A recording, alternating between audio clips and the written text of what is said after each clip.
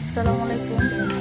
এখন রাত 1টা বাজে। এখন আমার ছেলে ক্ষুধা লেগেছে, তো এখন আমি ওকে সিম্পল ভাবে একটা ছোটখাটো রেসিপি বানাবো, ভাবলাম আপনার সাথে শেয়ার করি। এখন আমি কিছু পেঁয়াজ কেটে প্যানের মধ্যে দিয়ে দিয়েছি, তেল দিয়ে নেড়ে ফেলে দিচ্ছি।